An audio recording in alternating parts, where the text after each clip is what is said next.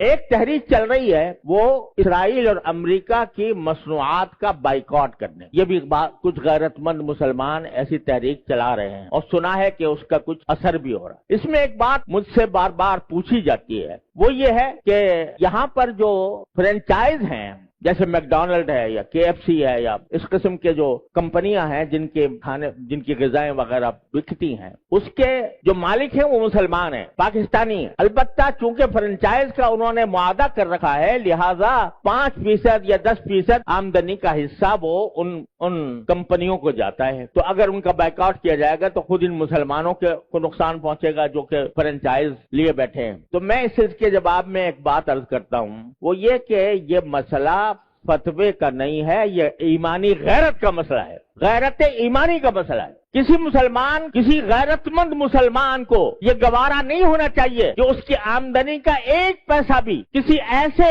شخص کو پہنچے جو اسرائیل کو مدد دے رہا ہے۔ یہ انسان کی ایمانی غیرت کا تقاضا ہے۔ یہ کہنا کہ بھئی 5% جاتا ہے، اب 95% تو ہم کھاتے ہیں۔ ارے بھائی 95% آپ کھا چکے، بہت الحمدللہ، کافی آپ نے نفع بنا لیا۔ اب آپ یہ تو کر سکتے ہو کہ اس فرنچائز کو ختم کر کے اپنا کاروبار شروع کر دو۔ اگر اس کو ختم کر کے اپنا کاروبار شروع کرو گے تو ذرا تھوڑا سا پتہ تو چلے گا ان کو کہ یہ جو ہم دنیا بھر کے اندر ہم اپنی مصنوعات چلا رہے ہیں، دنیا بھر میں ہمارا سکہ چل رہا ہے، اس کا کچھ اثر تو ہوگا۔ یہ کہنا کہ 5% جا رہا ہے ان کو اور ہم نے 5% جا کے کیا اس میں کیا فرق پڑے گا؟ آپ ذرا یہ سوچو کہ اگر کوئی میری آمدنی کا 50% نہیں 1% کسی ایسے شخص کو پہنچ رہا ہو جو میرے باپ کے قتل کی سازش کر رہا ہے، گوارا کرو گے کہ میری آمدنی کا 1% ایسے شخص کو دیا جا رہا ہے جو میرے باپ کے قتل کی سازش کر رہا ہے یا میرے قتل کی سازش کر رہا ہے؟ تو یہاں اس کو 1% اور 2% اور 5% سے ناپو گے۔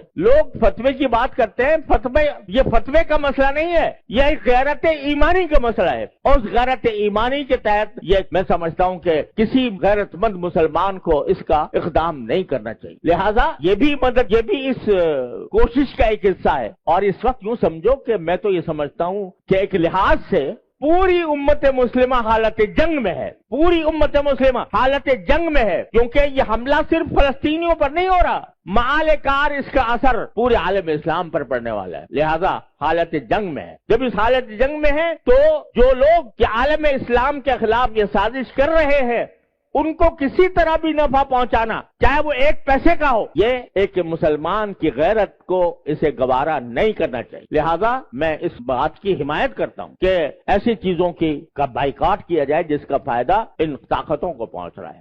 تو اپنی سی کوشش کرو، اللہ تعالیٰ سے دعا جاری رکھو، کوئی وقت خالی نہ جائے جس میں اللہ تعالیٰ سے نہ مانگا جا رہا ہو، اور پھر اللہ کے فیصلے پر راضی رہو۔ پھر جو اللہ کا فیصلہ ہے وہی برحق ہے، وہ ہماری خواہش کے مطابق ہو تو برحق ہے، ہماری خواہش کے خلاف ہو تو برحق ہے۔ تو بس یہ ہے پریشانی کا علاج۔ اللہ تبارک و تعالیٰ اپنے فضل و کرم سے ہم سب کو اس پر عمل کی توفیق عطا فرمائے۔ وآخر دعوانا الحمدللہ رب العالمین۔